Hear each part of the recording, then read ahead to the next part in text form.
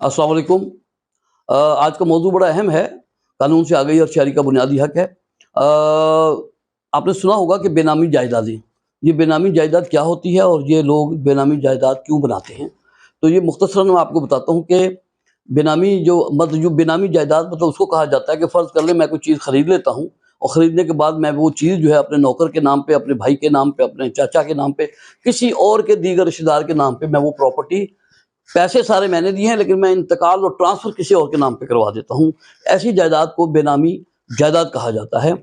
कि इसीलिए अब ये क्यों लोग करवाते हैं, इसके बहुत सारे महरक़ात हैं, मैं आपको ये बताता हूँ। एक तो इसमें ये होता है, बाज़ दफ़ा किसी बंदे के ख़िलाफ़ अदालत में कोई डिग्री हो गई रकम की कि भाई आप ये रकम दें फ़लाँ बंदे को। अब उसके बाद पैसे नहीं होते तो अदालत उसको सिविल कोर्ट के अंदर जेल में तो भेज देती है, वो सज़ा काट के आ जाता है लेकिन वो डिग्री बाकी रहती है। तो फिर वो बाज़ दफ़ा ये करता है, जब वो बाहर आ जाता है, उससे कभी भी कोई प्रॉपर्टी खरीदनी होती है तो वो फिर प्रॉपर्टी अपने नाम पे नहीं खरीदता, वो फिर अपने किसी रिश्तेदार के नाम पे, भाई के नाम पे, नौकर के नाम पे खरीदता है, ताकि उसको पता है कि अगर ये पता लग गया किसी को कि मैंने ये प्रॉपर्टी खरीदी है तो वो बंदा जिसको मैंने रकम देनी है, जिसकी डिग्री मेरे खिलाफ हुई है, तो वो बज़रिए अदालत इस प्रॉपर्टी को बिकवा कर अपने पैसे ले सकता है। तो इस तरह ही बाज़ दफ़ा लोग फिर वो प्रॉपर्टियाँ किसी और के नाम पे खरीदते हैं।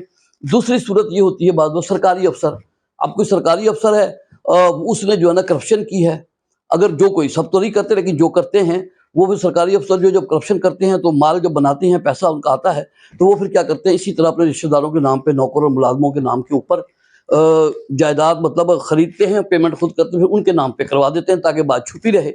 और तीसरा एक होते हैं सियासतदान, जब वो अपने गोशवारे जमा करवाते हैं, कुछ सियासतदान जब अपने गोशवारे जमा करवाते हैं तो वो उसके अंदर जो है ना अपनी जायदाद का उसमें सारा इजहार कर देते हैं कि हमारी ये जायदाद है। बाद में जब वो मुंतखब हो जाते हैं उनमें से कुछ, तो जो करप्शन करते हैं, जब उनके पास इख्तियारात आ जाते हैं तो उस दौर में भी वो बहुत एसेट बनाते हैं, मकान, जायदाद और चीज़ें बनाते हैं।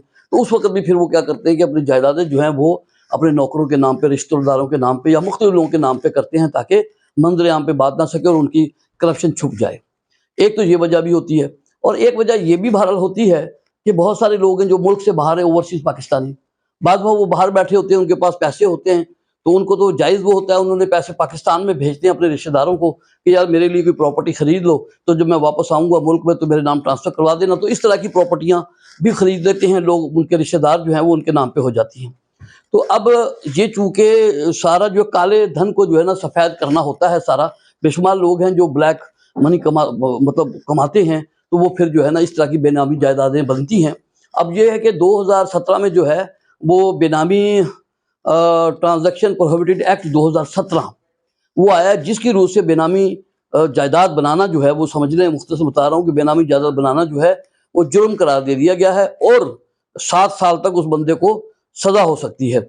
और लेकिन ये है कि अगर कोई बेनामी जायदाद खरीदना भी चाहे तो उसका भी इसी एक्ट के अंदर जो है उन्होंने तरीक़ेकार दिया है कि अगर कोई ख़रीदेगा तो फिर इस तरीक़ेकार के मुताबिक ख़रीदेगा। तो ये छोटी सी एक मालूमात थी कि बेनामी जायदादें क्या होती हैं और लोग क्यों बनाते हैं। तो अगर आपको इससे कुछ फ़ायदा हासिल हुआ हो तो लाइक, शेयर, सब्सक्राइब कीजिएगा ताकि बात आगे तक पहुँचे। अस्सलाम वालेकुम।